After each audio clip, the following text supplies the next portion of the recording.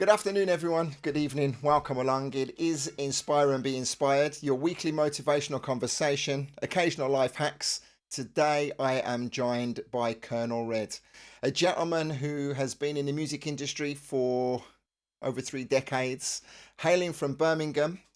Nick and I go back some time, and it's going to be my pleasure to share his story with you. He's going to tell us about the mean streets of Birmingham, how he signed a record deal in the early 90s that took him far flung places. We'll be talking about details of Birmingham that I am a little sketchy on. And then he's going to tell us about how he continues to put out some incredible music. I'll always begin by saying to anyone with us live, please feel free to leave a comment. Feel free to ask any questions. And to all the crew coming back on the recording, I invite you also to leave a comment and let your friends and family know that you are enjoying the stream. We're broadcasting primarily tonight on Inspire and Be Inspired, the page, and then we're going to go live over on Facebook as a premiere. I correct myself, we're going to go live on YouTube as a premiere. So I will say good evening to one and all. Let me go over to my esteemed guest and say good evening to Colonel Red. How are you, sir? Can you hear me loud and Hey, clear? You can hear me I loud and can hear you clear. loud and clear. Could Nice you to be hear? here. Could you hear How me you then on doing? the intro, or had I muted myself? Absolutely not. No. Wonderful, wonderful. Okay, Ah, there I am. good, good, good. So you know what's going down. We are Yeah. gonna be discussing how you got into this music industry. But because this series is called Brum as Fuck, I am also keen to peel back some of the layers of Birmingham in the 70s into the 80s.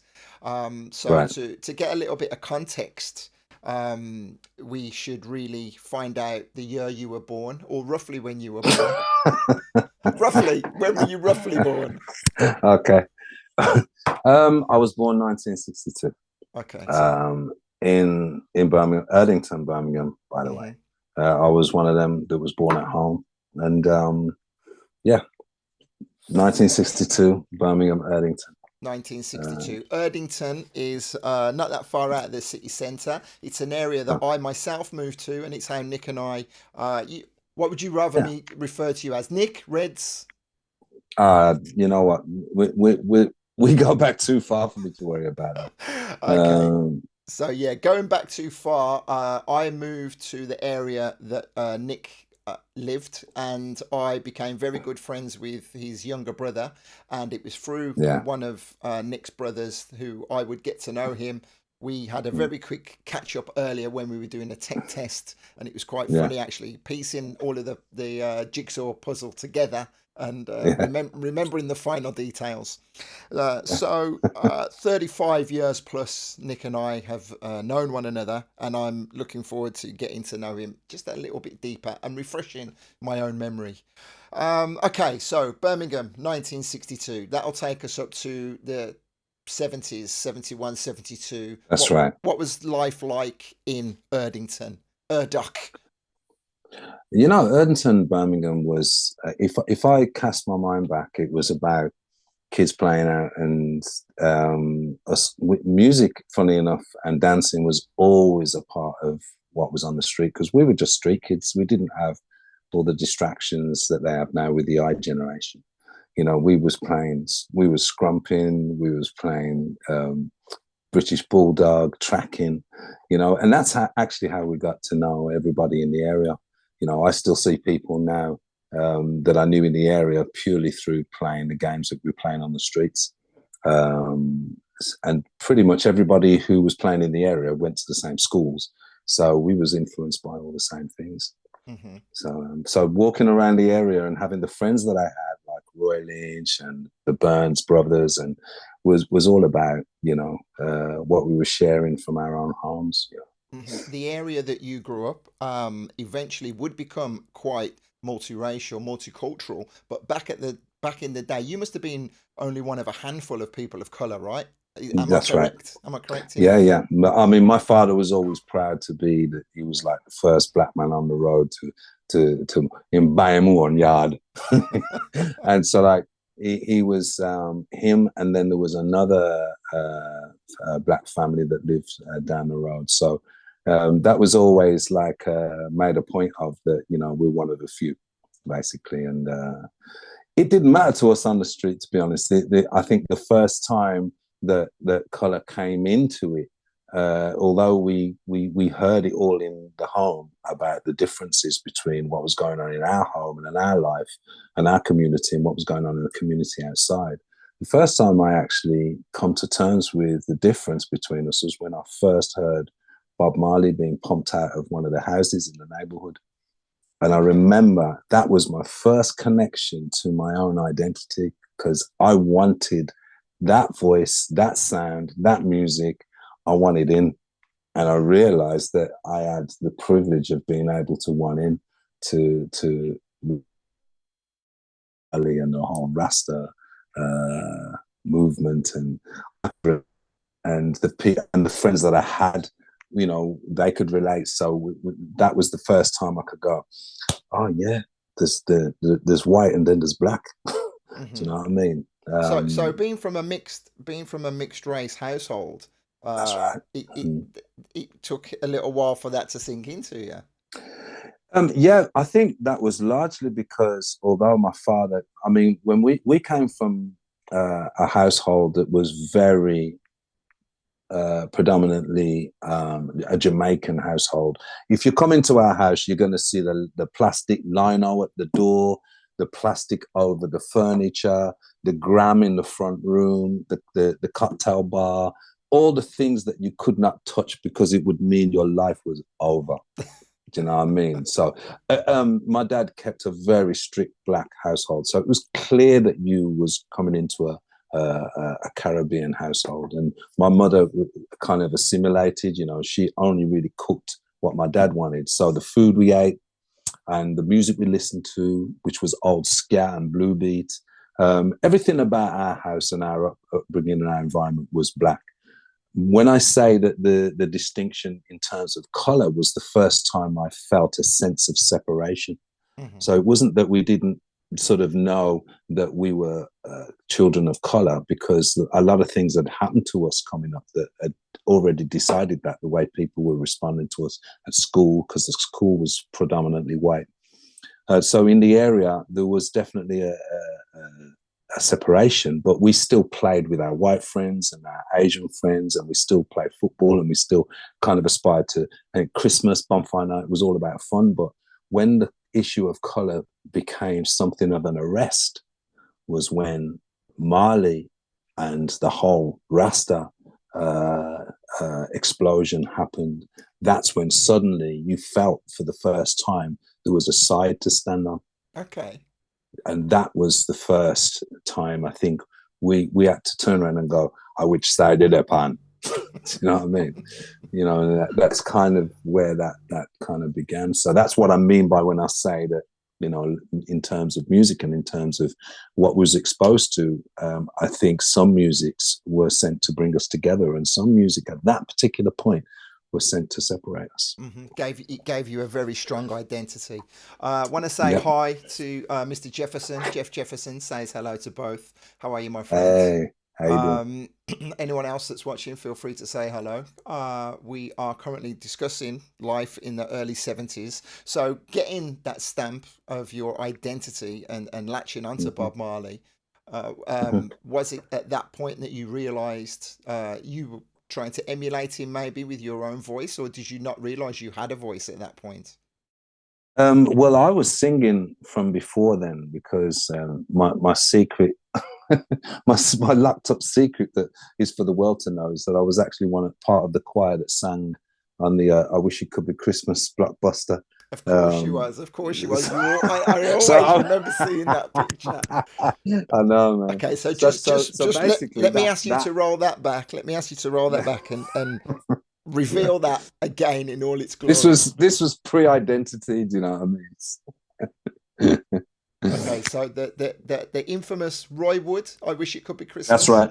Hmm. You are one of the voices on that massive On the tune. How many Yeah. points? How many points did you get? Imagine. Well, if you split a point down to as much as, thank God for PPL. That's all I'm saying. Wonderful. PPL give us the opportunity to act, because I get paid for my appearance on that record, and I've been paid for quite a while now. But that was only because the guy that actually came out to coordinate us getting paid was the same guy that also got the kids paid for the Brick in the Wall, the Pink Floyd big tune. Okay. So it was this. He used the same method, which was a performance royalty. It's not a writing royalty. In fact, there wasn't a particular category that could pay us unless they would have give us cash under the table at the time. But considering we were all 10 and 11, Amazing. so at that time we appeared at the behest of whatever averages were around us at that time. So yeah, but that's been quite an experience, because that track, I worked out that song has now been pumping for like 49 years, which is why I'm always a bit reticent about talking about the years, because according to all these years, I'm like, I'm not. It's like I'm not supposed to be working anymore. I'm like, do you know what I mean? I'm touching pension. I was going to say your boss pass station. will be coming through the door any day. Yeah, well, I already get free prescriptions. So what can I say? Incredible, you know what I mean? Incredible. Okay, so let's skip forward then to Right. a pivotal moment in your early teens that will Right. immediately spring to mind when I ask you about your early teens.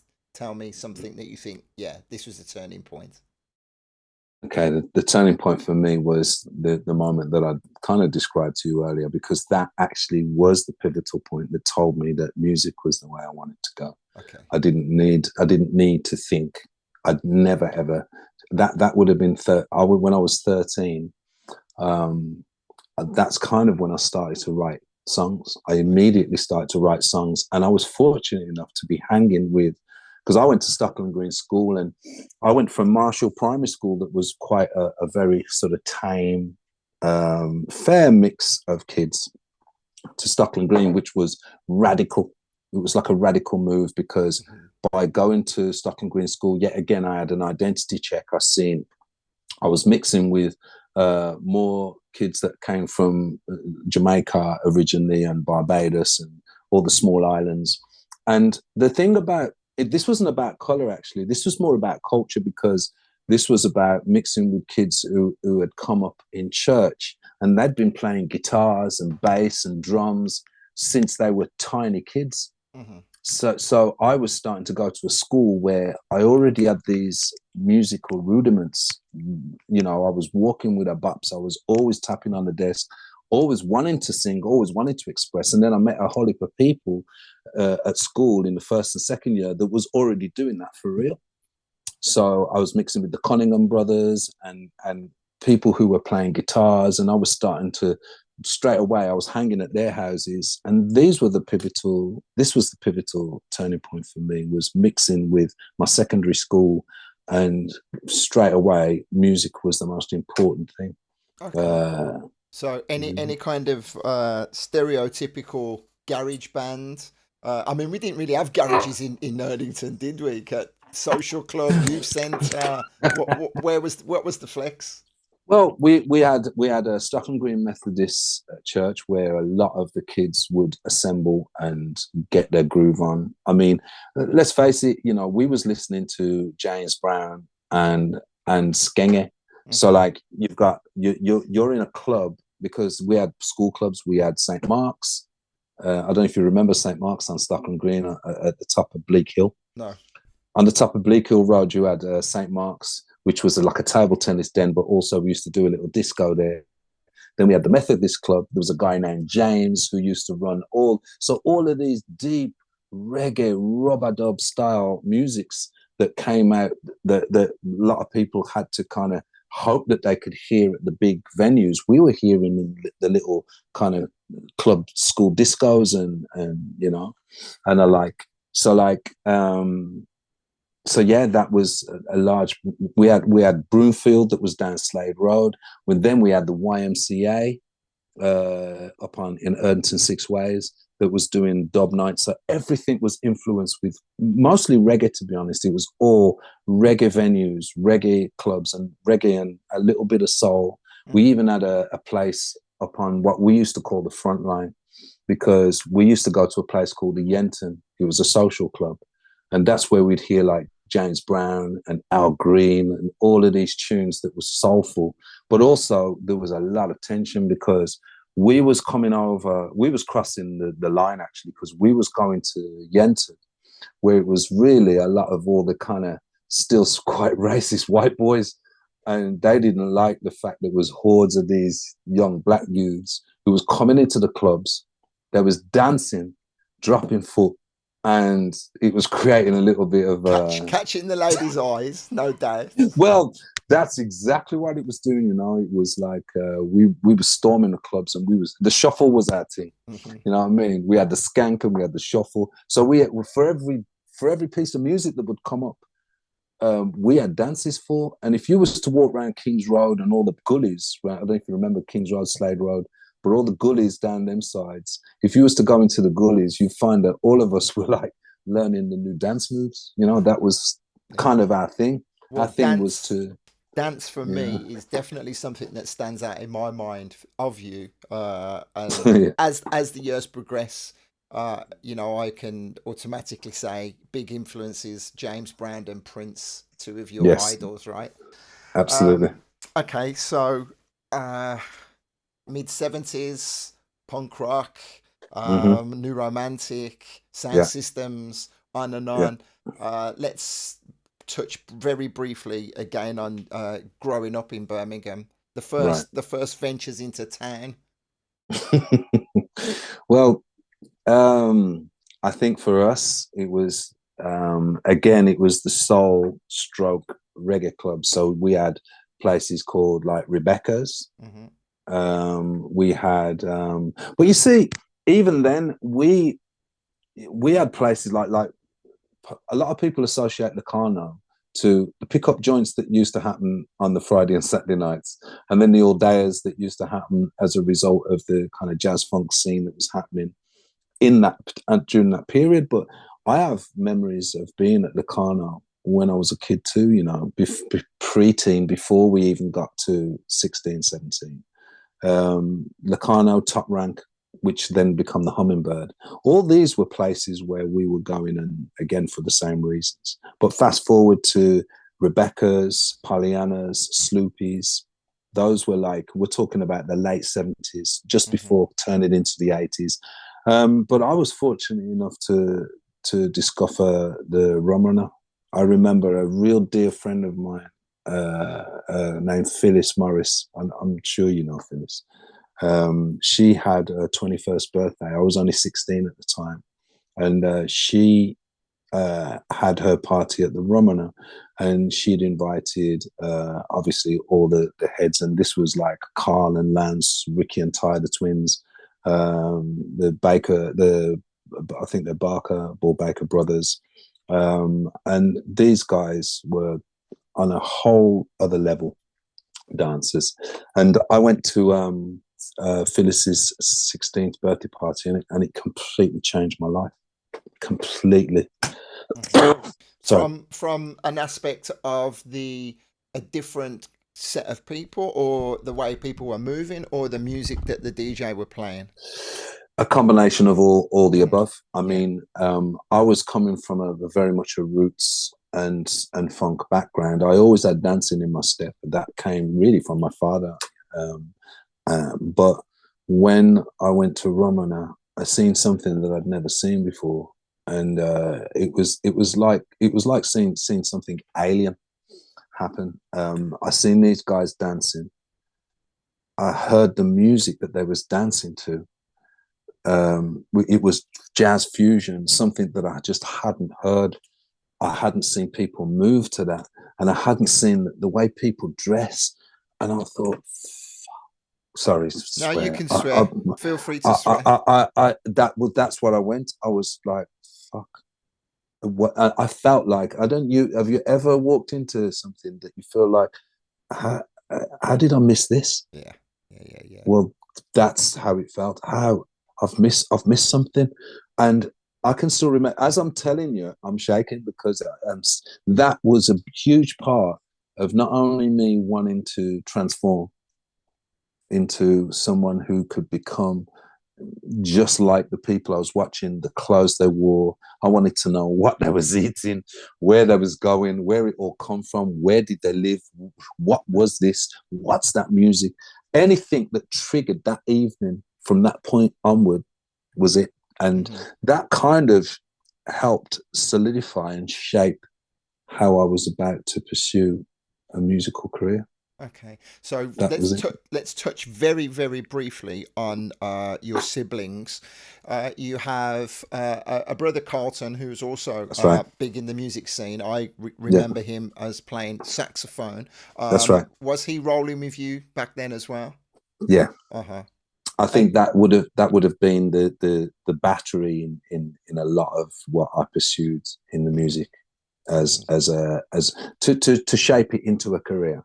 mm-hmm. That came from the strength and the camaraderie of Colton and myself. We became united in knowing that this is what we wanted to do, this is what we wanted to pursue, and on all levels, from fashion to dance to music, everything that we'd been doing as kids.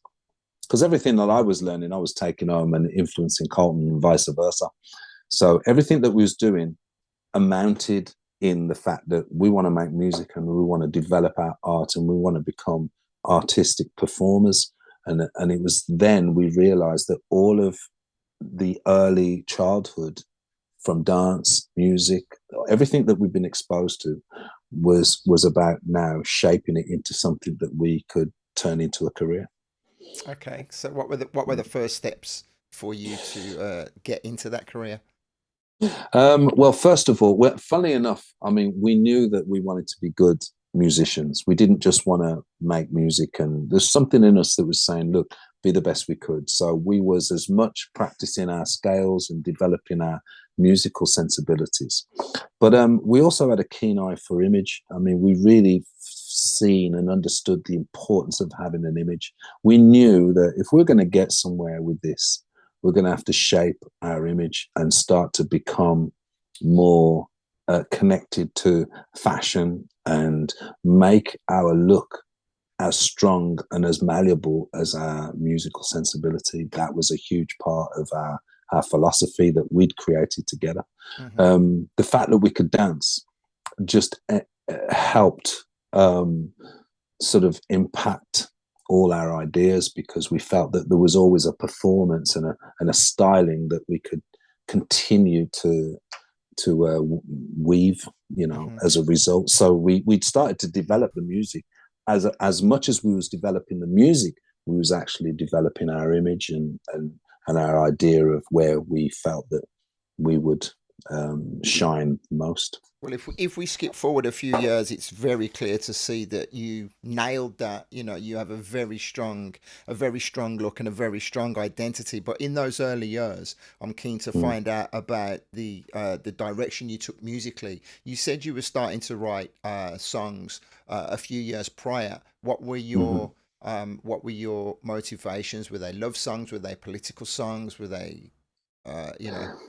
Well, we kind of split hairs on points at this point, because what I was trying to write was something that was from the heart, because I think I learned that from my years of listening to roots music. I Hmm. wanted to write something that was from the heart. Um, with having Carlton as an influence, what was really ingenious about Carlton is that he had a real good ear for what he felt was trendy and what was catchy. So we found a way of fusing the both. So I had a more of a raggedy edge to my understanding of music. So I would stay closer to the simple and effective, more direct way of expressing a song or expressing a point. And Carlton would have a very sophisticated way of saying, look, okay, this is what it is. Let's develop it so that it becomes this, because he was more of a jazz musician and inspired by jazz. So we managed to find a way of fusing the two, Hmm. and that kind of became the embodiment of our styling musically and our styling literally. Okay, so tell us about your so this will take us we're getting towards the beginning of the 80s at this point, right? Yeah, yeah. Yeah. So how tell us about some of the early successes that you would have achieved. And at what point is a band formed and does the band name materialize? Okay, we had Because we I'm keen to say, forgive me for interrupting you. no, no, I did say that we are not going to get your life story in this conversation, so we are going to be skipping over quite a bit of it. right, But at the same time, the early 80s, because I'm sure you will immediately think, yeah, well, this was a turning point. This was quite important, so on and right, so forth. yeah. Well, I mean, yeah, the turn that I think the turn we'd already crossed into the 80s at this point, and we Okay. was very inspired by what was new romantic as well, because Yeah. we had a new romantic era, we had a two-tone era, that was sort of impacting at the same time we was listening to all of this 70s soul, but like it was back then, what was happening in the 70s stateside wasn't really getting to us until the 80s. There was always this time machine that was involved in this delay. We was fortunate enough because of Romana and the likes of Sean Williams and Dave Till, who brought that level of music and that caliber of music to us. So we always kept a strong ourselves steeped in profound good music. But when we got into the 80s and we realized that there was Janet Jackson and there was all these new romantic and all these quite androgynous type of creatures and characters popping up all through the 80s, um, I know I allowed that to influence me from an image point of view, because I realized that I was getting closer to being hungry to want to sell. Mm-hmm. It wasn't good enough that we was writing some songs. I was listening to Terence Trent D'Arby. I was actually in that camp for a while. The Terence Trent D'Arby as manager was actually friends with my manager at that time, and we were all influenced by what was coming through the tube, what was coming through. Anything that was going, we was on it.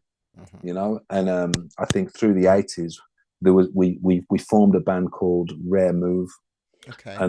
and Rare Move was our first band with sadly who passed, Cornelius. I don't know if you remember Corn, the bass player.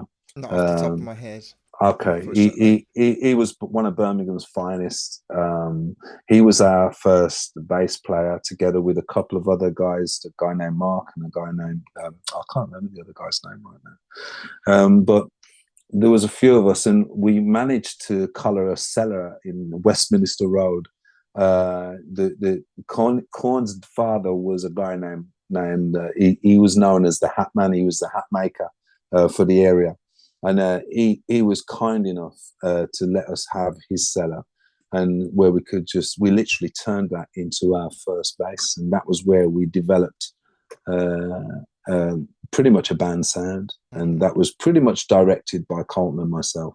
But from songwriting to music writing to, and we spent about 5 years in that Mm-hmm. cellar just Because that developing. that era, I can immediately think. You mentioned Terence Trent D'Arby.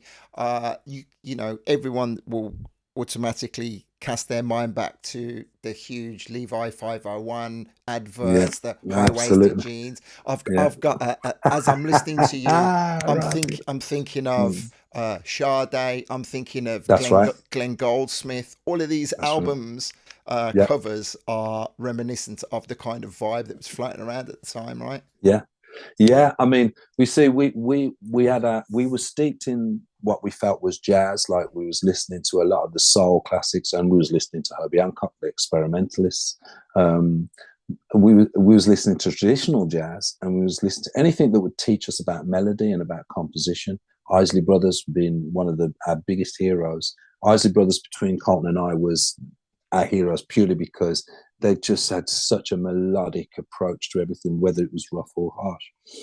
So when we were listening to all this pop music coming in, Johnny Hates Jazz, there was so many like pop bands that were emulating really good music, and but in their own style, Hmm. that we was just sucking it all in, Yeah. and I Uh, think m- that Sorry again. Forgive me no, for no, no, interrupting. no, no, good. I do want to make this as interactive as I can. when Yeah. people are joining us, I'll say hello. Hi to James. He's loving the conversation. And Pogwash says, "Did Cornelius play with Wham?" Question mark. Do you know? No, No. no, Okay. not to my knowledge. Okay. No He might problem. have though, because to be fair, there would have been a time when there was a couple of instances when bands were coming to play at the NEC or play at a few other places, and they would use the most likely session players at the time. And there was a point where Korn was one of the well-known session players of the time. So if Wham, for instance, came to Birmingham, they might have used him. So I Right. couldn't swear to that Okay. I because get you. you know. So it happens. Okay. So remind me of the name of the first outfit that you put together. Forgive me. That was Remu. Rare Move. Okay. Yeah. So what was the peak of Rare Move? We the peak of Rare Move was we did our first gig on Moseley. It was a venue just before you get to Moseley Dance Centre. Okay. It was a great show to do. That set up a few other shows to follow. Very local, very low key, very kind of Handsworth pubs kind of thing, and it was just to give us some sense of grounding and. Nothing ever really come from those gigs other than some great experiences and a chance for us to hear what we had to offer. We had some Okay. beautiful songs. They were still being developed, but it was a chance for us to understand how to take songs from the rehearsal studio to the stage, to a crowd, and listen to, what it sounds like once we've turned it out, It was a Okay. great process, and we loved every bit of that, but not enough. There wasn't enough there to sustain us taking that any further, How were you? How were you doing financially at this point? How were you funding everything? As broke as Ras. Was just pure. The original term broke. I remember a friend of mine saying to me, I don't mind saying it actually, it's Bruce. he said, when you're broke, you've only got 50 pence, but when you're broke, you owe 50 pence. Nice. So that's was quite the epitome of those times. Do you know what? We managed to bring things together based upon favors. It was a real favor time. Everybody just pitched in. Fortunately, a couple of the members of the band were working, so they had a few things covered, and they were driving, so we could make sure we could put it all together, and we could rely on a few things because we did it all for love. So we just pulled it all out of the bag. But we wasn't. Did you ever have a profession? Did you ever have any skill from when you left school, work wise? I'm trying to say all this You with ever get pride. a wage packet? You ever get a wage packet? When you put it like that. I mean, I was a landscape gardener for a little while.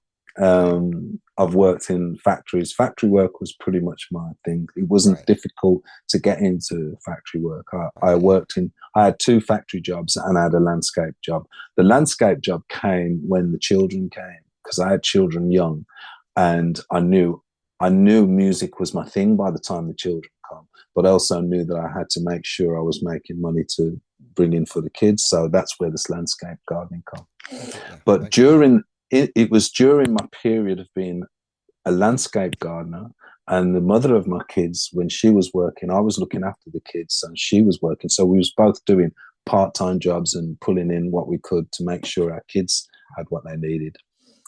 That's when things got stronger towards the record deal that would consequently, sort of changed my life. Okay, so tell us about the outfit, how you would have met the third member of the group, and the name of the group, and how that record deal came about. Okay, well, that before I get into mentioning the Okay. name of the band, I started to work on a project called Nikki, which was just me as a solo artist, and I was able by this time to afford myself a little home recording kit. And I did a demo. I took the demo to a guy named Kevin Edwards, who had a label over in Warsaw called Big Feet. He was a Christian organization, and they heard the tape and they married us with a crew that was at that time called Hey Citizen. Hey Citizen, they basically heard the demo and said, look, I can't do anything for you right now, but what I can hear is maybe if you go and sing with these guys, something could come from it. So he made an introduction to this crew named Hey Citizen, who were actually rehearsing at a place called Central Studios that was on Dale End in Birmingham, opposite where the Hummingbird was. Before that turned into Toys R Us and the whole car park thing, that was actually a huge record. It was old warehouses that they'd converted into recording studios. So we started to, we met these guys. And when we met these guys, it turned out that they were the ex-Hollywood Beyond crew. I don't know if you remember Mark Rogers and Hollywood Beyond. They had a huge hit with What's the Color of Money. Mind. Yeah. Okay, they had a hit with What's the Color of Money, it was called. And it turned out that this crew was the band Hollywood Beyond. And so they kind of shared with us their experiences, and then they was into making this, which was what was quite fashionable then, this new funk, like a rock funk sound, a cross between soul and the bands like The System and Loose Ends. They were using this type of styling at that point. It was a fusion of soul. So we got into a thing with them, and I think that what happened is that led to another meeting, which was me meeting Paul Beckford, who was at that time an ex-member of Hollywood Beyond, who'd gone on to now become the bass player for Burning Spear. He took us down to the original crew that was recording with Mark Rogers, that was a guy named Cliff White. Cliff White was the guy that was originally doing all the recordings with Soul to Soul. So like one introduction led to the next. And before I knew it, I was starting to record what was my first single with Cliff White. It was a track called Feel the Changes. I've actually got the vinyl now. And I have to say, a damn good looking man you were back then, weren't you? Slick. Good old Nicky Romilly. It's nice to always be were. No, it's good. But thank you very much. Your compliments are always warmly embraced. The look, you were very, both yourself and Carlton were very striking looks. Very, I don't know. I mean, to say you looked unique, probably makes it sound like you were a bit freaky, but at the same time, you were very unique and a little bit freaky as well, right? You stood out.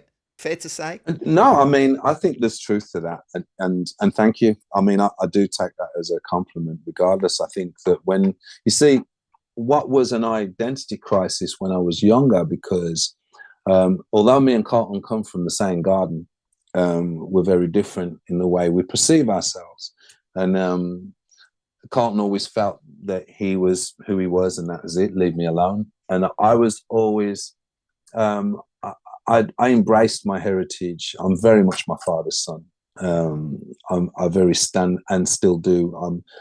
My pursuit doesn't come without a conscious feeling that I need to remember who I am, where I come from. My identity is very fixed. And so back then, there was always a double take when it comes to Carlton or myself. Who are these guys? What are they? You know, it was more what are they than who they are.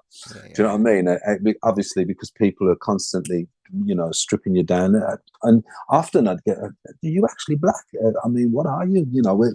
And especially, the more we traveled away from our sort of, indigenous area, the more it became a question. And that always troubled me when I was younger, because it meant a lot to me for my people to recognize me, or people to recognize who I was in representation of what I believe was my people. But as I got older, I realized that I turned that to be something else. It was like I learned enough about myself to put that in its rightful place. And I realized that that then became something that was an asset rather than something that I had to worry about as an identity check. It's like that now. Now that didn't matter. I got on with being just who I am and following my own course of action, and that ended up being something that people, what was a question was now a forte. Most definitely. So let me just say good evening to Anthony, saying bless up Nick and Andy, Mr. Anthony Ellis, saying Anthony, homegrown, wagwan. and also Kennedy John Charles says great conversation. Good evening, Kennedy, and Yes. Emily is bestowing compliments upon you, saying you're still looking good. Thank you, Emily. So okay, let's carry on. Let's carry on along the timeline. Cool. So no problem.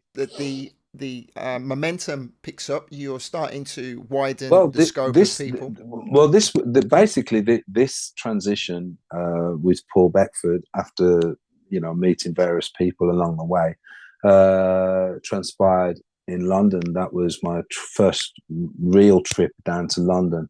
We worked out of a studio called Addis Ababa at that time, where there was a guy named Cliff White, obviously, as I told you. Also, there was a guy named Mambo, who I know that you know well. Very well. And so that was Birmingham boys cornering a joint down in London town, and I'd actually worked down in with Cliff, and that turned into, look, we really want you to start working with us. So I went back down and I recorded a song with another one of the Soul to Soul backing vocalists. And this was all, you have to remember that this was not anything that was done on paper. This was not anything that was done legitimately. This was stuff that was just walking in off the street type of stuff. And you end up recording. Fortunately for me, and I didn't realize at the time, is I have an impeccable time response to songs. Meaning, if you write a song, I'm notorious for hearing the song already. So, like, it does. Even if you're just tapping like this, I'm going to hear a song. That's kind of what had evolved with me without me realizing, and realized how important that was to have that as an asset. Because walking into these studios, if you didn't have anything to give to a recording, a strong song, a strong hook, a melody, or something that would leave people a little mesmerized or a little bit hooked, you could easily just fall to the wayside. As it goes, I was walking into studios and I was leaving people shook up enough for them to go, who's that guy, man? We need more. Where am I? Where am I? Where am I going? Yeah. You're not going nowhere. That turned into you're not going nowhere after they seen that we whatever I was dropping, as you know yourself, when you record something, the bite is how you feel afterwards, not just during the session, because sometimes you can go back to it and it's cold, but I was leaving sessions that were stayed on fire. And that was the first sign that, what, we got something, because we're actually, this is about recording. This isn't about just performing live or looking good or trying to sell a demo. This is about you're on fire in the studio where it counts, because a lot of the music that started to come from that scene, that was acid house and that was house music that was homegrown in England, was about whatever they caught fire, the feeling they'd left, and that started to happen. I'm fairly certain Addis Ababa studio is where they recorded "Bang the Party," which is like a really huge track around there. Okay, you're talking like 87, 88 times. Well, this would have been around about this period, is because this was 1986, 87 would have been the time, following on from all the years of plugging at it in Birmingham, trying to get something together and something happening. It would have been around the mid to late 80s that I did this recording called, it was actually a speech of Martin Luther King. And Cliff had said to me, I hear the hook, brother. The hook goes like this. And because he speaks so low, I couldn't hear the melodies. Like, feel the changes blowing in the wind. And I just about caught it. So I naturally took it up to the neurotic place that I usually am. And I started to emulate this hook, and it ended up being quite a killer tune. But after we'd done a few bits, we all fell to the wayside. Now, this is quite common in this game, is that you work on something and then you don't hear nothing for ages. And I came back to Birmingham and I was getting a bit frustrated. It's like, because it's not sort of when you're working on something positive, it's when you're doing the waiting, like, things have got to move, and my kids are getting a little bit older, and I'm starting to like, look, man, what's going on. And in the end, I moved away from that whole thing until I got a call from Cliff saying, "Yo, Nicky, are you still up in Birmingham?" I'm like, "Yeah." He said, "Look, I got a guy, mate, here who's really interested. He wanted to know what happened. He seen me at a party, and he wanted to know what happened to the guy that sang the Field of Changes." And then he says, "Well, all I know is up in Birmingham." And he says, "I'm really interested." It ended up that this guy his name was Darkest Bees. Now, Darkest Bees is now responsible for Amy Winehouse, Sugar Babes, are they? All these like huge successes. But at that time, he was just a real kind of hungry A&R man from Island Records. So they jumped on a motorway, and this was like 8, 9 o'clock at night from London up to Birmingham. Now, London people are never in a rush to come to Birmingham at the best of times. So I was quite flattered that was coming up. So I knew they meant business, basically. And they come and did a little bit of a showcase, an interview with me at my brother's place up on Gravelly Hill. And next thing I knew, I was back down in what they call the green room.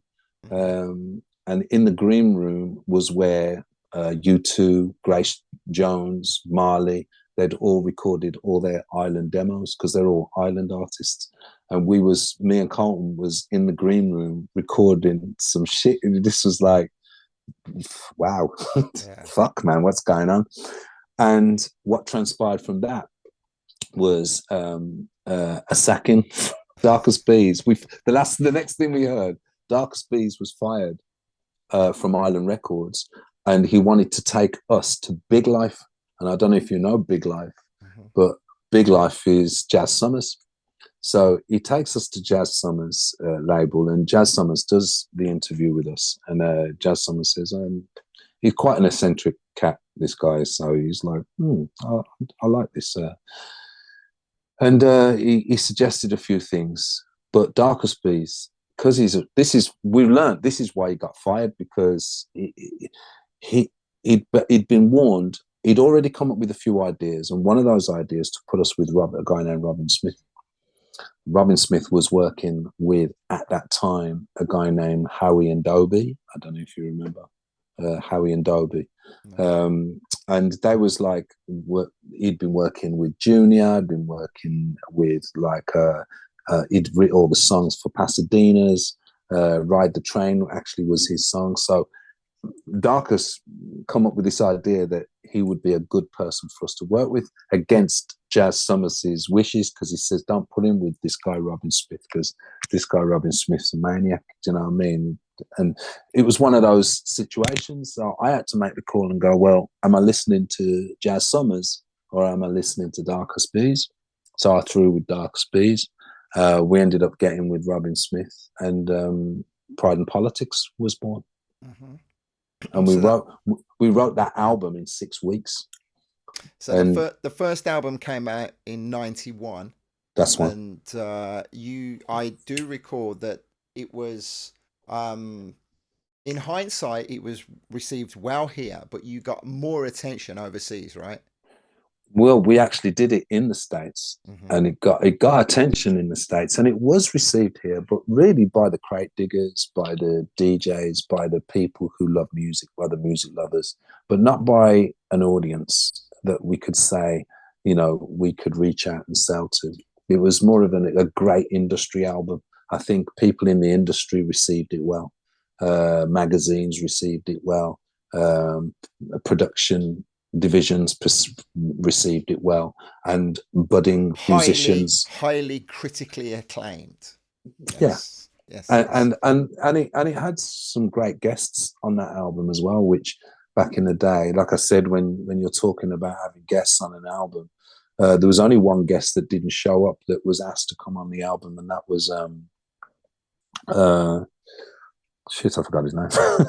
But Well, it wasn't that there was important. not now, even though he was probably one of the biggest sort of crossover soul artists at the time. But I think So you know, while we're talking here, if anyone right, wants to go and take a look, Pride and Politics, Politix or K that X P. X, So Pride and Politics, yeah. Politix. Go and take a look. Google and take a look at some of the images, and you'll see what we're talking about. When a very um, distinct and polished look. And Well, you were still Nicky back then as well, weren't you? yeah, Nicky Romilly. You Yeah. see, the thing is, that's quite a fascinating story, because we kind of got off the number 11 bus at Stockland Green and found out we had a record deal. So like we submitted the demo, got back from London on the Friday from recording, and on the Tuesday we found out that we got a record deal. And what it was we'd been working with Robin. Robin had a writing stint in Australia, but he stopped off at New York as on his trip. And as he stopped off, he had his meeting with a woman named Sylvia Rohn, and Sylvia Rohn and Merlin Bobb, who was Sylvia Rohn's partner at the time, they had a unit in Atlantic called East West, Mm-hmm. and they heard the album and wanted to sign it immediately. They just was sold, and fortunately, we had a bit of a promo video of us performing one of the songs, two of the songs actually, that they had as well to go with it. So they had the demo and they had the band doing a performance. We did a performance, and when we arrived in Los Angeles to start recording, the record company didn't come out for a couple of weeks, and when they did come out, they sat down with us and they said, our first impression of you combined with the sound was that you would be the male Sade. That was their whole identity of So me the mentioning Sade earlier was bang yeah. on the money, Well, right? I didn't want to say because you was on a roll.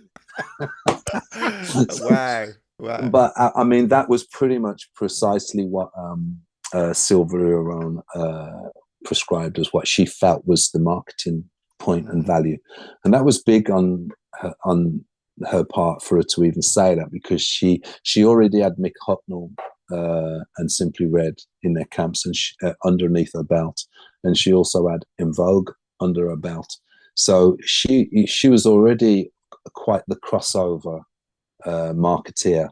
That was her power, really. So we really believed in her, and we believed in what she wanted to do. And that's kind of how Pride and Politics. We actually rehearsed with Luther Vandross's band. That was our band to perform live, and we performed at a place called begins with so. Someone's going to remind me. Is it in Hollywood or somewhere? No, in New York. Okay. So So where did Los Angeles come into this? You went and recorded well, in Los Angeles, we recorded in Los Angeles. We and then actually what? recorded the album in Earth, Wind and Fire's own album called The Gardens. So we recorded the album in Earth, Wind and Fire's studio. Okay. Once we'd finished the recording, Then you went back to New York. then we went to New York, Okay. because we pretty much moved out to Los Angeles. We lived there pretty much for a year. We recorded and lived that life. And once the recording was up, then but the joke is that when we polished up the album, we took the main nuts and bolts of the album, and then we recorded some stuff there, and then we layered on choirs and all this kind of beautiful musicalities that we added and artists that we featured. And then we delivered it to the record company and they said, no. So we remixed it, rebalanced it. And remember, we actually mixed it in Ray Parker Jr.'s studio. So like we'd gone from the studio, Earth, Wind, Fire studio, gone to Ray Parker's studio. We even had Junior come in on the session. Wow. And we like, you know, we finished the album, took it in, and then we remixed it, took it in, and they refused it. And then Robin took off to the Hit Factory in New York, where he mixed it again and took it in, and they were still saying no. So he ended up coming back to London. We took the original demo and just EQ'd it. Right. Delivered it to the record company, and I said, that's it. Crazy. So it wasn't actually about the sound that you would deliver. They would just they wanted what they feel that we hit the spot as soon as we came in. We already had it. So sometimes, and again, I'm appealing to your own experiences. You know, is that sometimes we got to know when we got what we need. You know, and that's often the case, especially when you're over analytical. And I've learned a lot from that because I am an artist that will come in the studio and if I'm feeling it, that's it. Because the feeling, I even when I hear certain people, like my children, they're a good guide, certain songs that they like, and then there's certain songs that they love, and I'll guarantee you that the songs that they love are the ones that I felt the most, and I can tell. Yeah. So that feeling is that's your production right there, how you feel. And I think this was what this was about. To Robin, the third member, it was about the technical textures, you know what I mean, and he needed to be insular to do this, you know what I mean. Whereas, you know, Rago says, it's all about the gut. It's all about the gut, man. It done long time. Anthony Ellis is saying that only comes down to experience. It does. Good evening, Amy. Nice to see you back on Facebook. Thanks for joining us so late. If anybody is enjoying this conversation, please do give it a share. We would love some more people to come and listen to the knowledge that Colonel Red is sharing. So we're 60 minutes into this conversation, and I'm sitting here loving the history lesson. So 90 into 91, the album hits the streets. Were you elated, deflated when it came out? When it came out, I was overwhelmed. We had no reality. See, because we had a record deal, you got to remember, Andy, that back in those days, this was the days of getting record deals was still that like life-changing moment, you know, because the golden fleece with the advance. Yeah, I mean, we come from Stockland Green, and we got our record deal shortly after, and Why Not had got theirs. Listen, look. Is that what next time? I've wrote on there that's like when he finishes talking, ask him about And Why Not. And Why Not? Well, And Why Not, to be fair, we'd seen them coming up, and we admired them because there was quite a few years younger than us, and they had quite an angle on their styling. All Erdington boys as well. All Erdington boys. Yeah. Erdington, not even. In fact, Stockland Green to Rotted. They're not even Erdington, because Erdington is Erdington, but then you have Stockland Green. yeah, man. If you come from Erdington, you can come from Erdington, innit? But if you come from Stockland Green, then you're talking about Stockland Green Chippy. You're talking about the Plaza. You're talking about, do you know what I mean? You're talking about Stockland Green School, Marshall School, Fentham. You know, you're talking about an even sort of tight-knit hub. Yeah. So them guys we used to see crossing Stockland Green, but we knew what they was up to, and we always admired them because they really knew what they wanted. They knew what they was doing. They're good-looking guys that they had their act together. They got management. They was organised, basically, and I think that we always admired them, especially because they was younger than us, and they helped us shape our understanding of what we needed to do also. But we was coming from more of a musical place, whereas I felt that they was coming from more of a styling place. You know, so although we understood the styling, we knew that our power is going to be always to stay close to the music. So Yeah. Mm. I can't remember what thread we was on now. No, We got and why not it? and why not? Yeah. I wanted to bring that That's because crazy. my memory of the timeline, I knew it was all around the same That's right. era. So I asked you when the album came out, were you elated? Were you That's right. deflated? So you were on a high. Where did that Right. take you then? Sorry. So basically, right. We were so preoccupied with the fact that we got a deal, and we got a publishing deal, and we got all these things. I didn't really pay too much attention to thinking about figures, about how well we was going to do. In some ways, we felt that we'd arrived, so we didn't pay too much attention to what our responsibility was from that point. Um, it was an American deal we had. So when we came back to England, we started doing meetings with the English uh, label, sister label to East West, and that deflated us because they said, well, we're not really into the album, to be honest with you. We think it's okay, but we wouldn't have done it like this. We would have done it differently. And they kind of put a hole in us by saying that they felt that compelled to work on this album, but they're just not close to it. They didn't understand why we had to go to America to get a deal, even though we'd already took this album to the English office. In fact, we went to America because we couldn't get an arrest here. Mm-hmm. That was why. And in fact, many bands, because we were signed at the same time as The Influence, were banned. I don't know if you remember The Influence. Of course, yeah. Well, The Influence and us became label mates. We was even encouraged to work together. And I really liked The Influence, and I love what they was coming with. But they too ended up in the States getting a deal because they couldn't get an arrest here. So the English companies sometimes can be your best friend and sometimes can be your worst enemy. So I was very ambivalent when I came back to England because I realized that we had to know. They made us feel as if we had to start again, and so we'd already been almost 2 years out in the States by then. So we was not wanting to become Americans, so to speak, or overly American influenced. We wanted our English roots, and we wanted to come back to Britain and say, look, man, we're a British band with a soulful sound. But it was difficult to sort of get everybody on board here. So we faced a few obstacles here that we didn't anticipate because we thought that they would be happy for the fact that, well, okay, the boss has signed us. Let's get on board. But we didn't. You're also talking about the absolute explosion, the changing of the landscape in the UK at that time as well.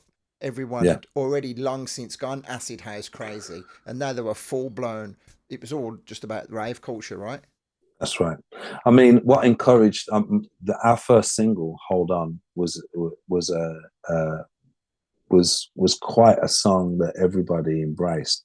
But it was the David Morales remix that made noise for "Hold On," and that was always a thorn in the side of the producer who worked on the album because he didn't have this understanding of what the remix, giving a remix a life to your song.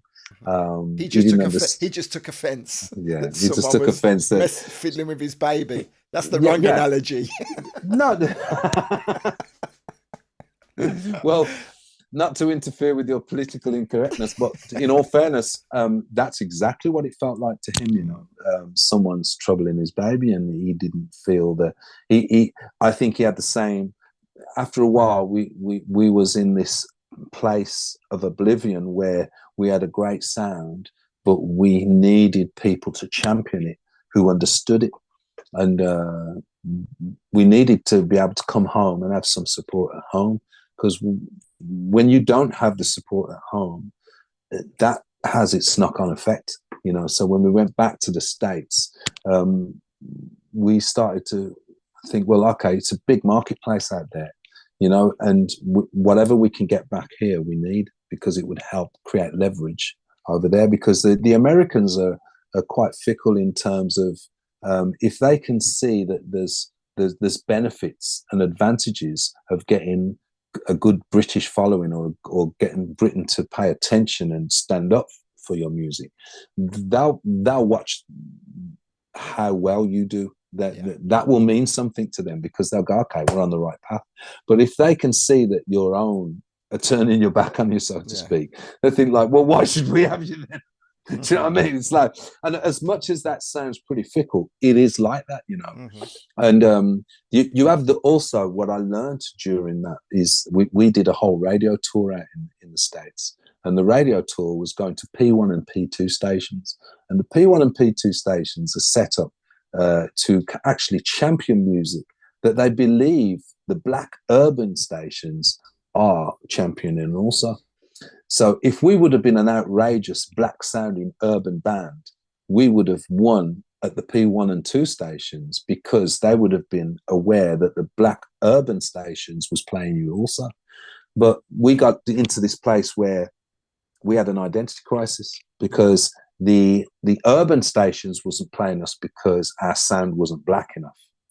So the P1 and 2 stations wasn't touching our music, because if the urban black stations are not touching you, then we're not touching you, because they're only touching the music. Because I remember Colour Me Bad and Seal, Crazy, all those tracks were coming out at that time, and people were troubling them because they stood out with distinction.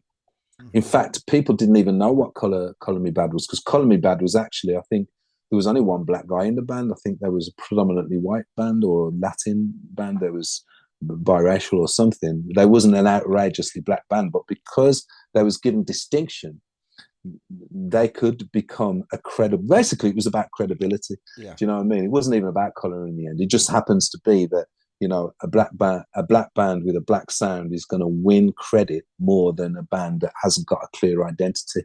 And I think that we fell between the cracks because of these issues. So eventually our music, although it looked and sounded great from a creative perspective and an art perspective, in terms of commercially it didn't really deliver. Well, yeah, I mean, commercial music in the States has to pass certain modifications and corrections before it can then exist in the stream, and it wasn't going to swim, and we kind of become aware of that. So the plan was, after the first 2 singles were released, was to start working on the second album, because the record company didn't give up on us, because they knew the ingredients were there, but we just didn't have the artillery. No. So where did that leave you when you did get back as time progressed? Tell us about how things started to change. I came back to the UK, but then I went back to New York and started working pretty much on my own, because it seemed to be that I could work on my own, because when I put it to the record company that, well, what happens if first of all, I started to work with, do you remember Shannon? Yeah. Let the music play. Well, I worked with the crew that worked with Shannon. So we was experimenting for about 6 to 9 months. And that was me in New York working pretty much on my own. Robin had kind of said, get in touch with me if there's anything good, because he already had quite an illustrious writing career. He went out to work with Margaret Ullich, who was like the Mariah Carey of Australia. And he was like, so the band was kind of finding some degree of separation. And the only thing that was keeping it together was me writing hardcore with all these different producers. So I started to write with Maz and Robbie, who was connected to Shannon, and we was experimenting. We delivered the demo, and although they liked it, they says, and I says, well, what are we saying? Because I'm on my own. And they said, well, what do you think you can deliver that's different to what Pride and Politics was? Because they fell in love with the whole idea. So which is what they were saying was, well, it was you with Pride and Politics. So now it's you without Pride and Politics. What's the difference? Yeah. You know what I mean? So why should we now get excited about what you're doing? Really, we were excited about Pride and Politics, which was, I thought, was a positive in the end, because it made me really clear that, you know, you've got to really be 110% when you're going into a record company. That's the only way you can be. So I came back to the UK, not disillusioned. I knew what was going on. more deflated, Yeah. because I felt that, okay, you know what, I know what's happened here. We've been dropped. Although the record's good and we've got a lot of positive, we made some friends, but it's a difficult one to feel that you're starting to try and build from the ground up. But shrewdly, because I am part hustler. Everybody from Stockland Green is, right. We can't even know about that, man. You go into a shop with no money and come out with your pockets full. So like, well, that's teething, but that's another subject. So basically, I'd started working with a crew. Basically, there was a crew called Groove Corporation that was originally Electribe 101. Okay. That had a hit with Talking With Myself.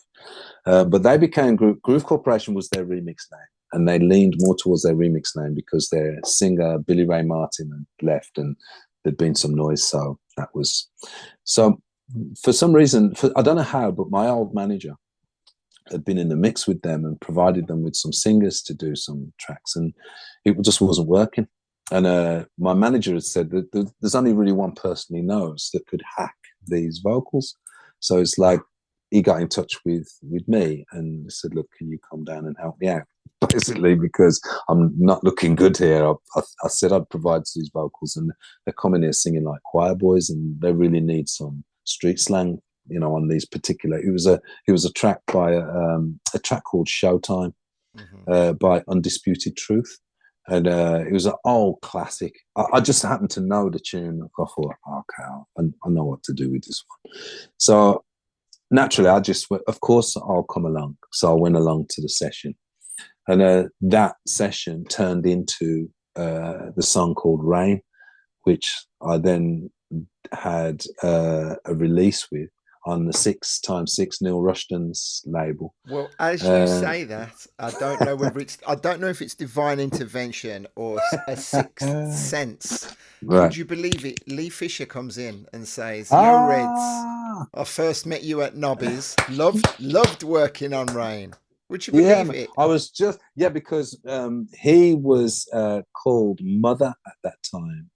If I remember, who is it again? What's his? Lee Fisher. Lee Fisher. Lee Fisher was working as, I'm sure he was working as Mother, and I'm if I remember rightly, there was him and a spar of his, but Jules. It was most. It's from Jules. That's right. The two of them were actually called Mother, and there's a Mother remix, and a friend of mine who works for Warner's, who I met along the way as well. She works for Time Warner. She always plays this Mother remix. She relentlessly. So, well, Lee has been a former guest on this program. I have always given Lee the most amount of praise and props. So, Merry Christmas, Lee. We'll get you back on in the new year. Tell him what I want from me. It's been a long time. Nice one. Well, there you go. He's here. He's heard you say it. Okay, so let's continue with the chain of events then. So basically, Rain come out, and that kind of forged although I kind of hit the ground when I came back from the deal from Warner's and Atlantic, by working with Groove Corporation, that kind of like smoothed out the fall. I started to work with them on their album, and then with the view of we would work on an album, a solo album of mine, because I kind of like, because of my experiences, I just wanted to get back to doing a solo album again, which is where I started prior to doing the Pride and Politics. Because the Pride and Politics album actually came about because we'd been working together, and Robin felt that we should become a band. And I think it was his way of not feeling that he was going to do all this work and be left out, which is common. And I respected that, and I respected it for Carlton as well. So I was like, okay, you know what? But because it didn't work, and originally I had a different idea about myself, I wanted to get back to the idea. So with the Groove Corporation, I said, look, I'll work with you on your album, because I helped collaborate on that cooperation album, with the view that I would then get back to a solo album for me after we finished their album. Sadly, that didn't happen, and we became more of a unit. Mm-hmm. But if I'm honest, I had trouble becoming a unit with such a big production. I was far more sensitive, far more personal than that as an artist. I needed to do what I needed to do for me. So that particular relationship reached its end, and I that's when I kind of moved out of that crew and started to sort of reinvent myself as Colonel Red. And one of my main reasons for reinventing myself as Colonel Red is because I felt that I had disarmed myself of all the things I needed to keep precious and keep close to myself, which was, keep my integrity, keep my opinions, keep my ideas, keep my vision, keep my shape, the condition I'm in, the values that I have, the things that I write about and write for, the reasons I write for. I had to make that about mine, and I couldn't share them. And by sharing them, I learned a terrible lesson, but a very important lesson, that I can't be all things to all men. Mm-hmm. And that's what I'd become when I was with the Groove Corporation. I'd become almost like a slave to everybody's desire. I felt Yeah. like I was giving so much of myself to make everything else work. And I'd left myself out from what I needed to do for me. Mm-hmm. That's not a crying thing. That's not a complaining thing. It's a self admittance thing. It's me saying I needed to put myself first, and I ended up in a place where I felt so pushed down, and I felt like I pushed what I wanted so far back and so far aside that I became lost. And I Mm-hmm. realized that my whole purpose in doing this thing was not just about music. It was about my position in my place in the world. That's what it was really about. And that's what this has always been about for me. It's been about my place in the world. Hence why I reinvented myself as Colonel Red.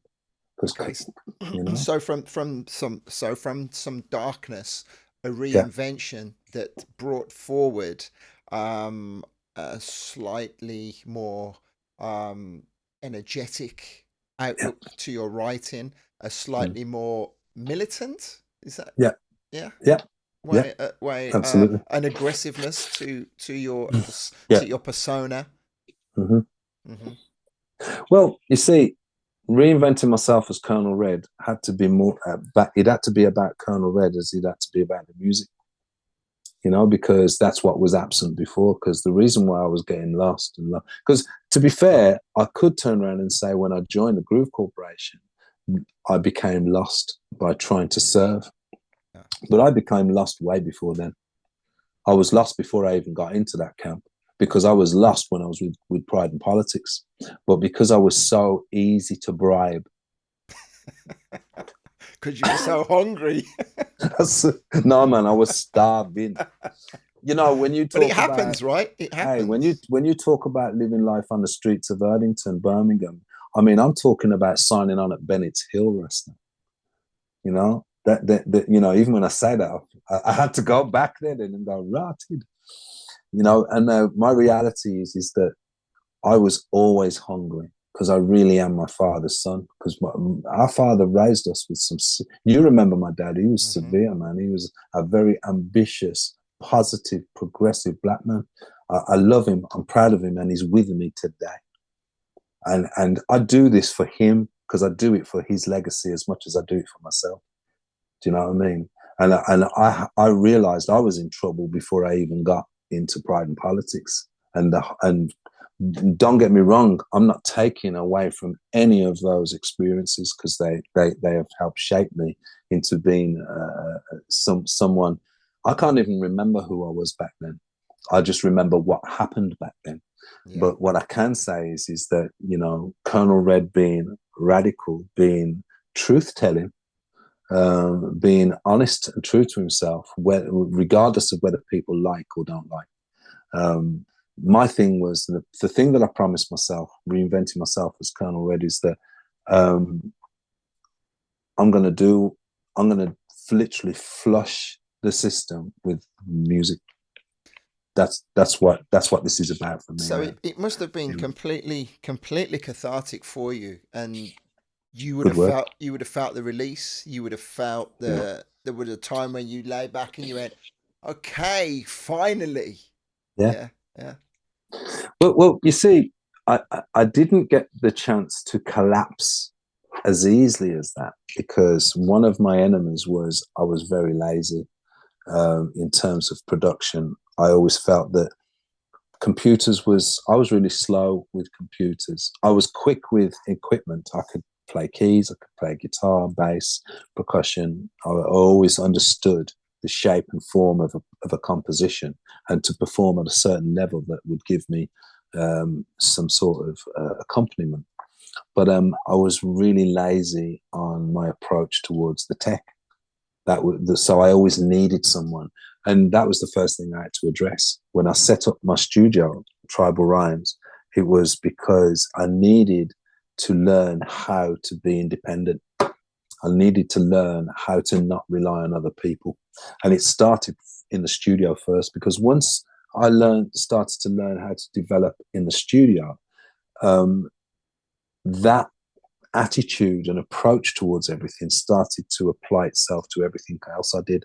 It didn't just stay in the studio then. Yeah. That became my attitude towards everything, you Hmm. know. So I started to become more honest, because when I did start to do meetings and I was going down to London, cut this long story short, because that was 1999, because that would have been when, you know, you was doing that piece with Testify, and I was starting to come out as an artist, and I was working with Angus with the B15 project, and I was doing things with them and helping them write their album at the same time. In return, I was trading basically. Hmm. I'll write for you, you write for me.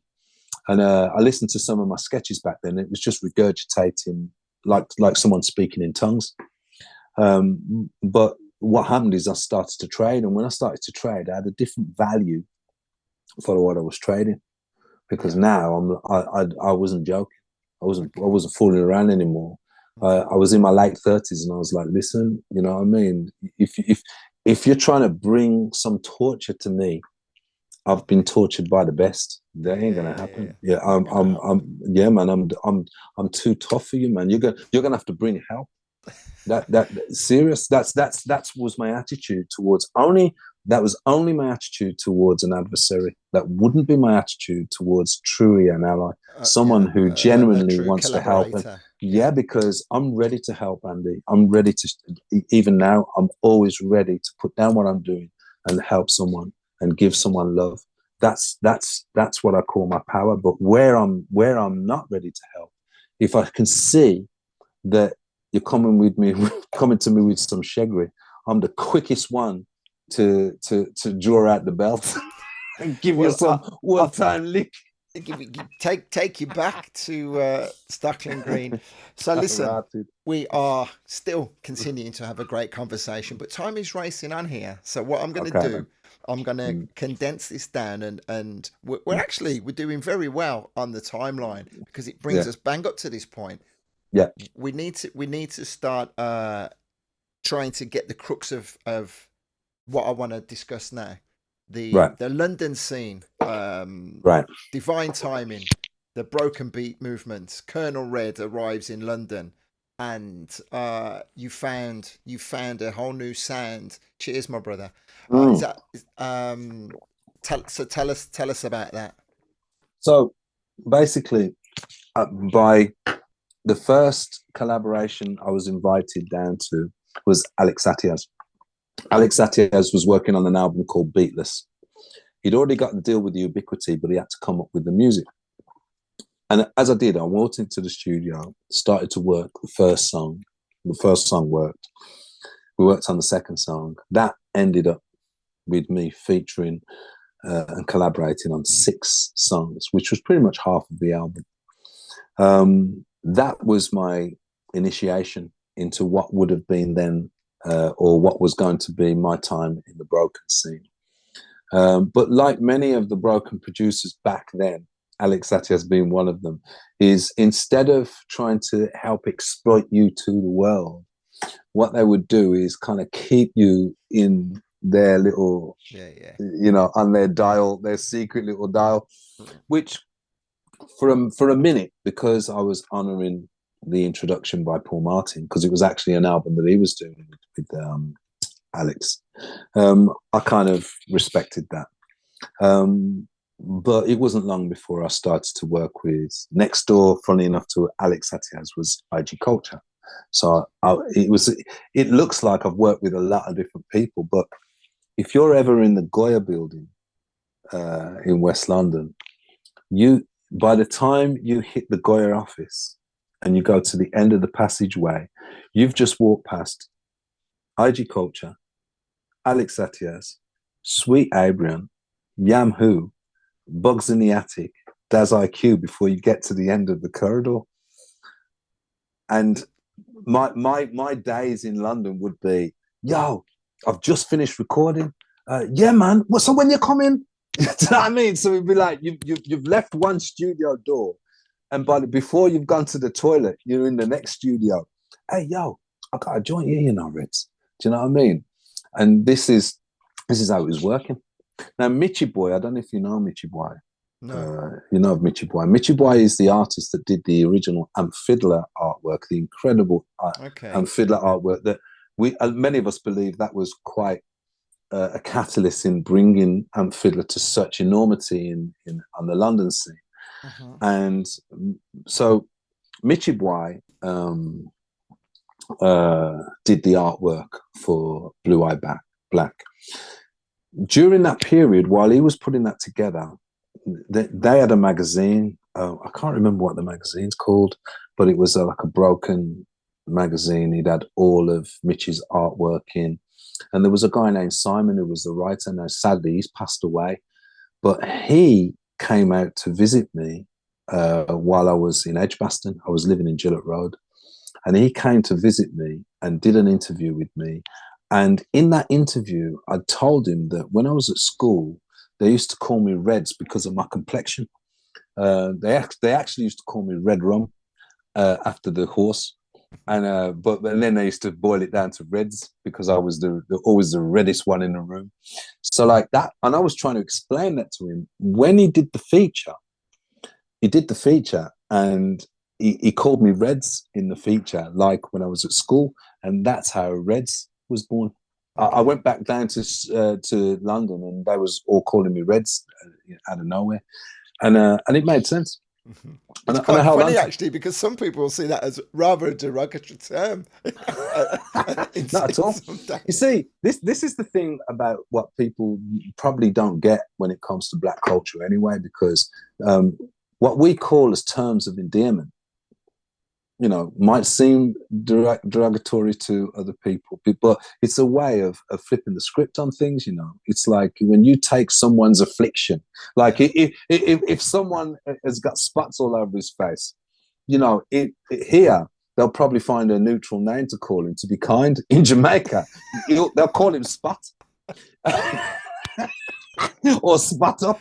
What I mean? Yeah. And I love that, because for me, I just find it not only honest, but it's healing, because it's a way of actually accentuating and amplifying rather than trying to push everything in a corner. So that was what a lot of the London trip was doing. It was every single move I made, I couldn't move wrong. To the point where some people would say, yeah, but you spread yourself so thin because you're working with too many people, you're recording too many stuff. But from where I'd been, I felt such a prisoner during my time during Pride and Politics to Groove Corporation. I spent almost 10 years of only being held at the behest of a handful of songs that I couldn't even use. Mm-hmm. So my duty to myself was write, record, release, and be free, and let my pen just go wherever it wants to. And whatever I had a feeling for, and that's what the Broken thing did. And I ended up working with a lot of incredible people, and they helped me fashion a great sense of funky freedom. Mm-hmm. Because I could be free, I could be funky, I could be downbeat, I could be down low, I could be, stark. I could be melancholy, and I could be bright and uplifting. And I think there was wave after wave after wave of different producers and people that I could work with. But my real reason for working with so many people was not just to get music out there, it was to learn, because I was learning from these people. These people, right, was like Alex Atias, IG Culture as well. Their recording techniques were recording techniques I've never seen before. They were doing some stupid shit in the studio that would go illegal in any other studio. But because they was using these approaches, and they was taking melodies, and they was taking expression, and allowing a sense of humor to get involved, a sense of freedom to get involved, they would sit on the rhythm and allow the rhythm to be as free as it wants to, and how to turn these into hooks. There was so much creative freedom, I just couldn't turn it down. And I think at that point, I excelled for a good, from 2001 right through till about 2011, for a good 10 years. I just excelled as a creative artist, and that was one big resurgence for me. Well, that was a time where I vividly recall bumping into you in Birmingham, and we were on the streets, and I was asking you what Yeah, was going on, not and far you from not far from the market. exactly. You Yeah, see, yeah, you yeah. I remember. remember. Oh, Yeah, it's yeah, crazy how man. you remember it, and you Mm-hmm. tell it, and you were like a million miles an hour, and I went away, and I was like, Uh, wow, Started. what's going on? Yeah, yeah. What have I Mm, just heard? It was mm, you there was yeah, like this energy. It was insane. yeah. Pogwash is saying yes, big up my ends. The Westland are massive, and then Yes. he draws reference to a gentleman who we both love and remember, Mr. Asher. We're Yeah, yeah, yeah. coming up to 2 years since we lost Phil. Uh, In a few weeks. It's uh, crazy, man. It's yeah, crazy. man. Respect. Tell him much love, man. hmm Oh, well, much love. So Mm, yeah, so that was that period, and again we're doing okay. Not wanting to race through it, and at the same time no, I want to keep the pace going. Then no, no. you start to um the albums, the writing changes, so there's a Yeah. move at some point from the energy, the militant, the aggression. Again, aggression sounds like a negative word, but you know where I'm coming from. No, no, no, To no. It's to not. to It's not. then even more songs Mm, start coming out yeah. different, I and mean, then the I mean, changes again. you see, what you're saying is aggression. Probably a different word to put is it became more abrasive. I mean, in terms of the message and the spirit and the meaning was, I had to hear something that meant that I'd rebelled, that Yeah. meant that I'd not conformed, that meant that I'd not stood still, that meant that I'm not witnessing so much social and civil injustice and not commenting. And so a lot of the driving force behind a lot of that, so almost volatility that existed in the melody and the music and the attitudes of the music, was really my way of saying, I need to come home. I need to come home and stand correct. And that needed to happen. I'm only too happy and that I had the opportunity, and I've had the opportunity to be able to share that, even if the listeners were small, because I've sacrificed a lot of listening volume. I haven't had as many listeners or many people follow the music that I've made, because I needed to get out of my system what I needed, hmm which meant that I had to say no to being what other people wanted, which sort of almost blocked my the volume of my audience, if I'm honest. Yeah, but Mm, you wouldn't change that for the world, right? no, You're not at all. fulfilled. You're fulfilled inside. Ironically, because when I got to you, it was our paths crossed at the Keep Walking album, Okay. and at that point, I'd reached a point where I think I'd regurgitated and healed enough for me to say, I want to get back to melodies and talking about, you know, things of a more subtle and more everyday nature, which was what Keep Walking was really about. Hmm. Keep Walking was oh, there was probably the odd song in there that kind of jumped out and said, "Yo," but Well on. yeah, well, I'm in it. But apart from the odd well, I'm in it, the majority of that album was dealing with just everyday love and hate, Hmm. everyday stuff. Nothing that stood out. Just the way it was delivered, and that was for me. That was my album after Pride and Politics. Right. If I was to do an album after Pride and Politics, that would be the album that I would have loved to have done. Only that I hadn't learned or experienced, I hadn't gone through the fire. Hmm. So I couldn't have ever produced an album like Keep Walking after Pride and Politics. But that was me coming full circle to what Pride and Politics meant to me melodiously and musically. I get you. Uh, and that's what Keep Walking. Also, I moved out to Montreal. So because I'd moved abroad to North America, I was exposed to a completely different set of averages. I didn't have everything around me that I used to have.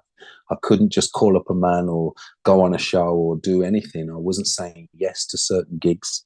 And I did that deliberately as well. Hmm. I wanted to move myself into a position where I could stand on my own 2 feet So and not. how did the Tokyo Dawn connection come about? Well, the Tokyo Dawn connection came through um, my ex-manager. She made the introduction, but prior to that, Tokyo Dawn had been huge fans of Colonel Red and had wanted to put Colonel Red music out for a while. I'd done a collaboration with Soul Parlour. I don't know if you know the guys, Hmm. Soul Parlour guys. Really lovely guys these are.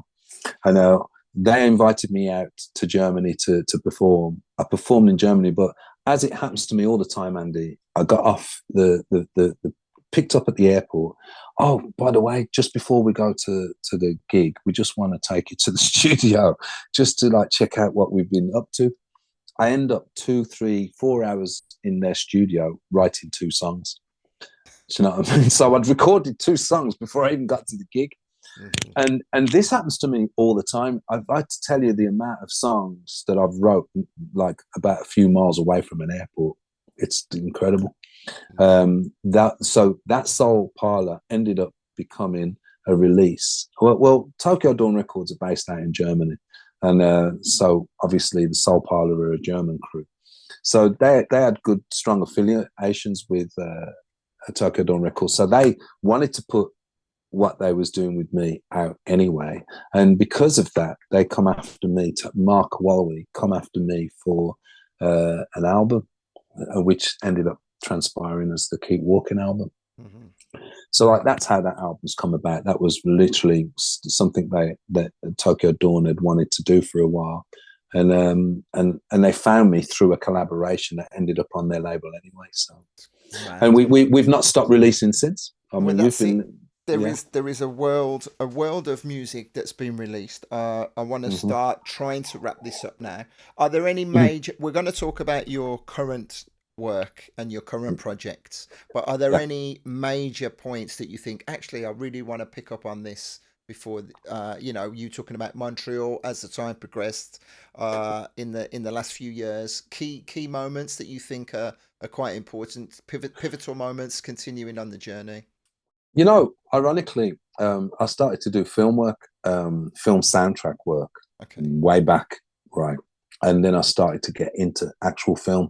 That helped change my attitude because I realized that I actually feature a very small part in a film called The Informer alongside Common and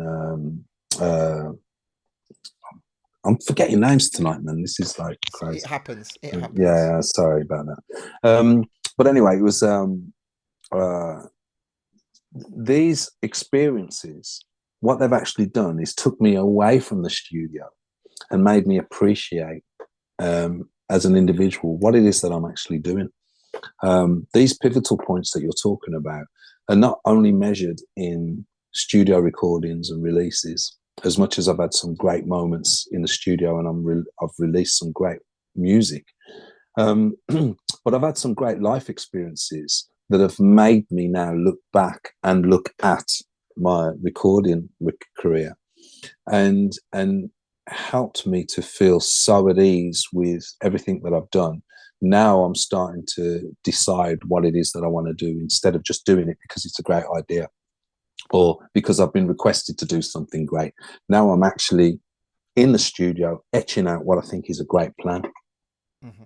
That's very different for me because I feel that I'm in the driving seat, and all of these different experiences have contributed towards me sitting in what I believe is a creative driving seat now. I don't work on anything unless I really do feel a passion for it.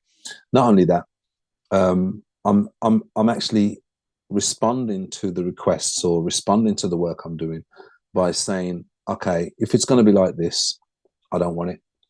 It needs to sound like this. It needs to look like this. I've done 3 videos for the last 3 singles that have come out, and I've managed to almost sort of co-direct everything.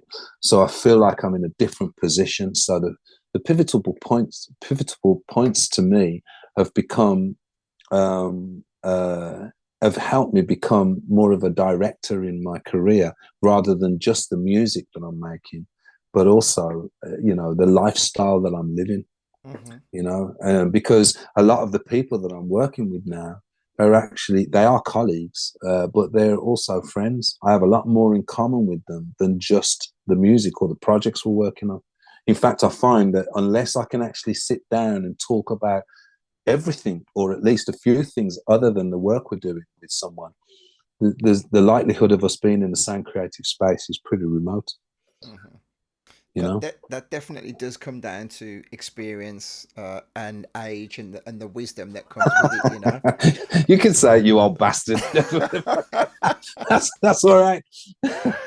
Okay, no. So very. I keep saying very quickly because I'm conscious. We've been talking for an hour and 45 minutes. Yeah, I didn't. Well, I didn't know. I didn't even know it was Zoom. Like I told you earlier, the last time I was on Zoom was doing a speeding fine thing.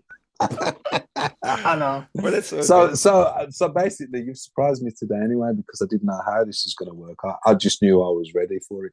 Well, and I'm drinking a Baileys, by the way, and this is what I used to drink with my dad. Mm-hmm. Our Christmas would always be about me and him playing cards because my dad was a crook. He was a thieving card player, but we used to always get out the Baileys and play cards. So I'm having a Baileys with my old man while I'm speaking to him. I'll raise a water. Go on. Let's give a name check. Let's give a name check to your mum and dad who unfortunately no longer with us. I know. Yeah. So my father is Nicholas Romilly the Fourth. I am Nicholas Romilly the Fifth, mm-hmm. And to my mum Gwendolyn Florence Winkles. So yeah, man. Respect. Nice one, mum. Nice one, dad. And to you too, though, because is it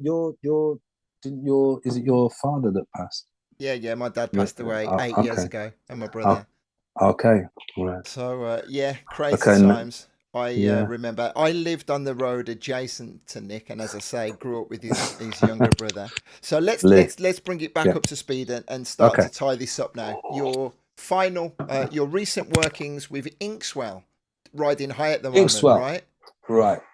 Oh, man, I got some Blue Peters here. So this is the Inkswell album. This is the Holders of the Sun, Volume 1. I don't know if you can see that, or is the light shining on it? And now we've just received the remix EP, which has remixes by Moody Man. I'm gonna have to read it, man. I was gonna say, read it. Potato Head People and Moodarama. I haven't got a favorite, but I have got a favorite. It's got to be the Moody Man, surely. Well, actually, the Moody Man is a slick. It's slick, man. I mean, to be honest, I haven't got a favorite because they all do something depending upon when you're listening to it. This is just a great remix EP. I mean, I've got a few, so I'm prepared to give a few out to the true crate diggers. Mm-hmm. It's a great sounding album, and it's a great sounding remix EP, and that's actually right now it's killing it right now. I mean, I'm seeing the stats. Compost is the label we're out on, and it's doing incredibly well. And they now when Inkswell actually approached me to do this, and it was only to do a couple of tracks, we ended up with an album. He wanted it to call us Holders of the Sun, but I wanted to sort of retain our artist name. So we agreed that Holders of the Sun Volume 1 would give us the room to go Volume 2, Volume 3, and it looks like that's what it's going to be. Compost are completely behind us all the way. They're an incredible label, and they're giving us all the room to be creative and to do what we need. And the second album is I'm already sort of halfway in writing the songs for. So this is killing it. I'm happy.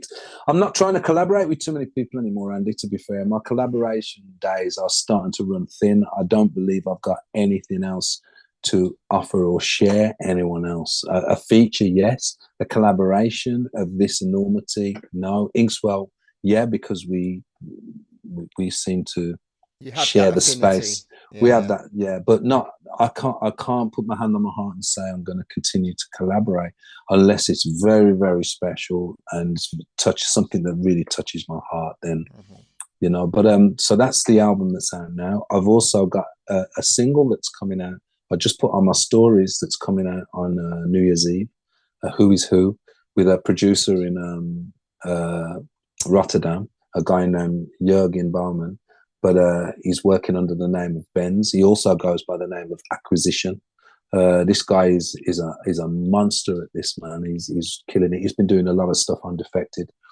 I've been sketching and doing some stuff with a lot of people. I've actually been sketching some stuff with Kiddo, because Kiddo has a great ear for stuff. And but again, my focus has been anything that's special and ready to go. That's where you'll find me. That's right. Other than that, you know, yeah.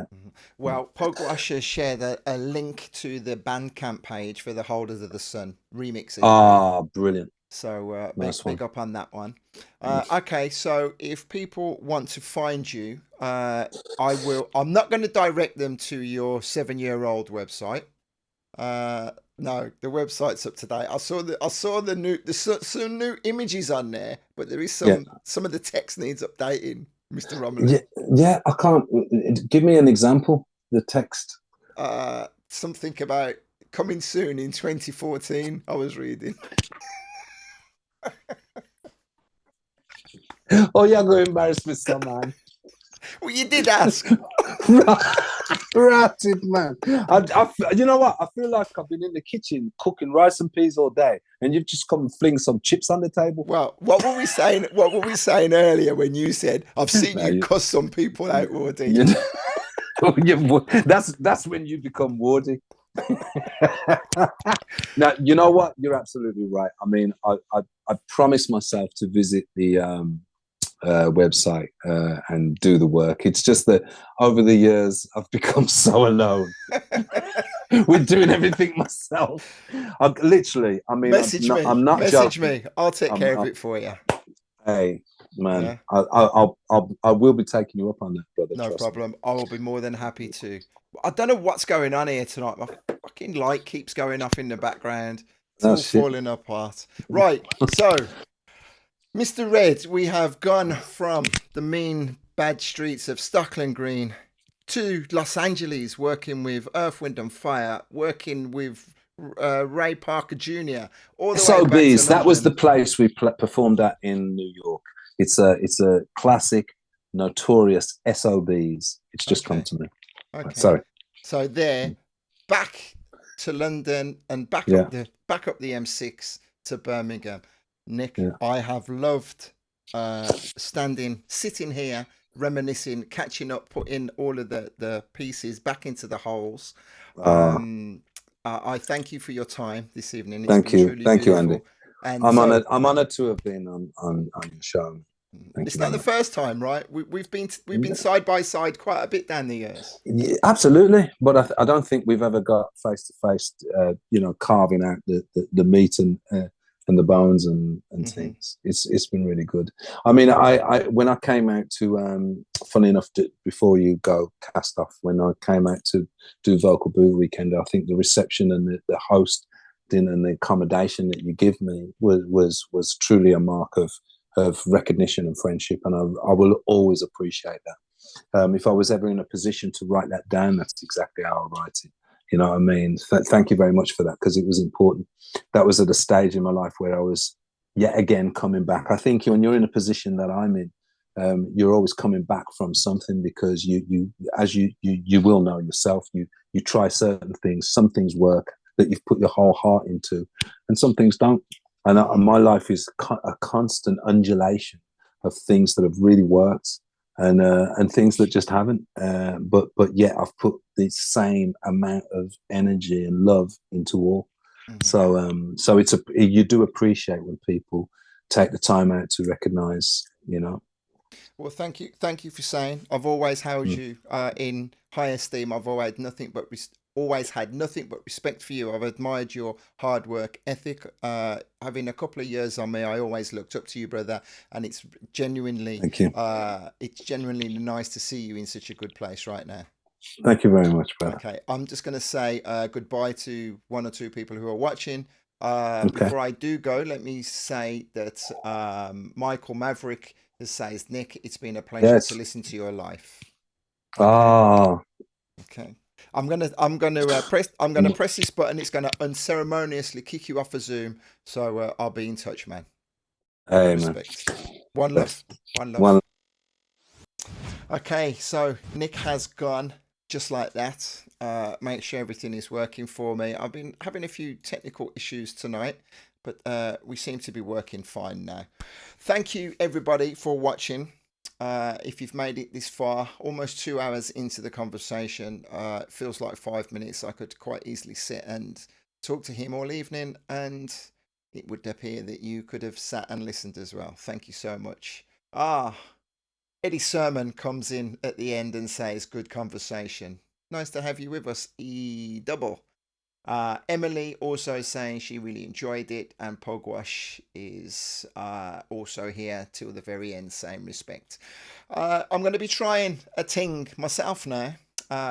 Before I was going live on my own profile on Facebook, multi-broadcasting to the official page and to my own profile and over to YouTube. I'm going to try and see a little different approach. I'm only going to go live now on the page, and then I will remove the video from the page and load it onto YouTube. I'm trying to increase the hours of viewers on YouTube. If that proves to be inconvenient for people, then I'll go back to the normal way. Of course, I don't want to do anything that's inconvenient. The whole purpose of this is to just try and get into as many people's line of sight as possible. So all of your comments, all of your shares, all of your likes, they are really appreciated.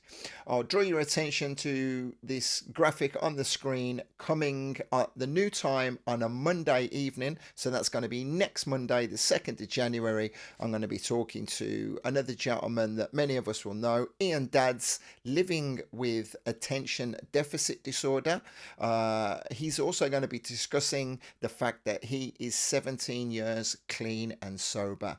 On his journey in coming to terms with living with ADD, he is himself on a discovery of self-discovery, should I say, and he's got some wise words to share with us all. So I'm looking forward to that. My passion is to share as many different stories as possible. We'll share music stories. We'll also share interesting life stories. If you know anybody you'd like me to interview, if you'd like to be interviewed yourself, then the floor is yours. I will leave it there. Thank you very much. I shall not talk to you again now until into the new year, I believe. I don't know. I've lost all track of days. You take care of yourselves now. Don't forget, if you've enjoyed this video, then please do leave a like. If you're not subscribed on YouTube, subscribe to the page. See you later.